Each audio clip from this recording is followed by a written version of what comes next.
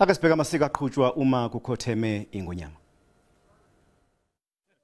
Amakhosi, induna, izikhulu zikahulumeni noZulu wonkana einkalweni zonke kulindele kuba bahlanganyele enyokeni bavalelise okugcina ungangezwe lakhe. Ukutshwalwa kwesilo kwenziwa ngasese, kuba khona amalungu omndeni kuphela.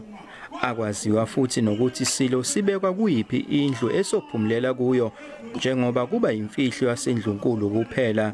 Kuba noma usiko lokufihla kwamakhosi alifani nanoma ubani ngoba bona bangamakhosi oselwa, kusho ukuthi imingcwabo noma ukufihla amakhosi kwenzeka emndenini, kuba private.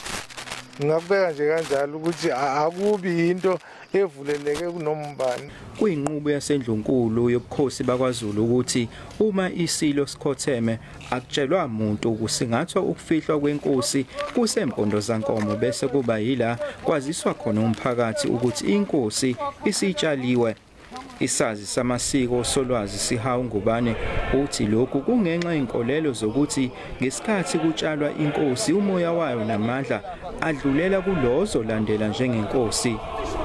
Ungubane uthi umndeni wenkosi kuphela ozilela isilo. Utsho kunye uma ngabe inkosi isikhotheme akumenyezela ukuthi isikhotheme, so akekho umuntu osukazi ukuthi ikhotheme. Kulokuthiwa hayi iyadunguzela ngisho ingasekho kuthiwa iyadunguzela, bese kuthi ke kwenziwa ngokuthula kungekho umuntu kungaboni umuntu, kodwa musuphelile lo mcimbi bese beza abantu, kodwa kusuke ngasekho lutho sekuqediwe.